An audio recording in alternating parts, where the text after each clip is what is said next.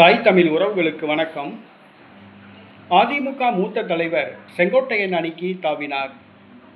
அதிமுக மூத்த தலைவர் செங்கோட்டையன் அணிக்கு தாவினார் என்ற தலைப்பில் இந்த காணொளியை நாம் காண்கிறோம். அதிமுகவில் எடப்பாடி பழனிசாமிக்கு எதிராக திமுக தூண்டுதலின்படி செங்கோட்டையன் கழகக்கொடி தூக்கியுள்ளார்.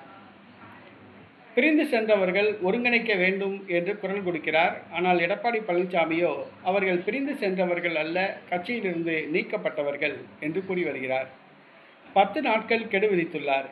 செங்கோட்டையன் அணியிலிருந்த சட்டமன்ற உறுப்பினர் பண்ணாரி எடப்பாடி பழனிசாமி அணிக்கு தாவினார். இந்த சூழ்நிலையில் அதிமுகவின் மூத்த தலைவர் ஒருவர் செங்கோட்டையன் அணிக்கு சற்று முன் தாவியுள்ளார். அவர் வேறு யாருமல்ல, முன்னாள் அமைச்சர் வெல்லமண்டி நடராஜன். திருச்சி மாவட்டத்தை சார்ந்தவர் வெல்லமண்டி நடராஜன். 1972ஆம் ஆண்டு அதிமுக ஆரம்பிக்கப்பட்ட பொழுது இவர் அதிமுகவில் இணைந்தார். 2016ஆம் ஆண்டு செல்வி ஜெயலலிதா முதலமைச்சராக பொறுப்பேற்ற பொழுது இவர் சுற்றுலாத்துறை அமைச்சராக பொறுப்பேற்றார். ஓ பன்னீர்செல்வம் கட்சியிலிருந்து நீக்கப்பட்ட பொழுது இவர் ஓபிஎஸ் அணிக்கு தாவினார். பின்பு ஓபிஎஸ்ஸுடன் ஏற்பட்ட கருத்து வேறுபாடு காரணமாக மீண்டும் எடப்பாடி பழனிசாமி தலைமையிலான அதிமுகவில் இணைந்தார். தற்பொழுது செங்கோட்டையனுக்கு ஆதரவு தெரிவித்து செங்கோட்டையன் அணிக்கு தாவியுள்ளார்.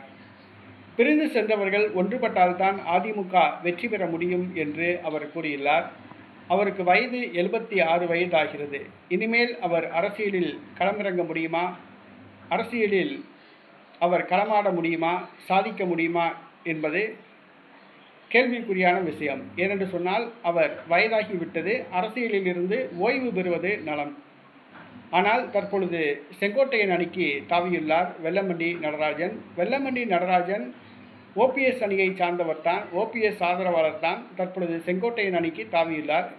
இதனால் அதிமுகவுக்கோ எடப்பாடி பழனிசாமிக்கோ எந்த ஒரு பாதிப்பும் இல்லை என்பது குறிப்பிடத்தக்கது. ஏனென்று சொன்னால் வெல்லமண்டி நடராஜன் வயதானவர். அவருக்கு என்று எந்த ஒரு செல்வாக்கும் கட்சியில் கிடையாது, எந்த ஒரு ஆதரவாளர்களும் கிடையாது.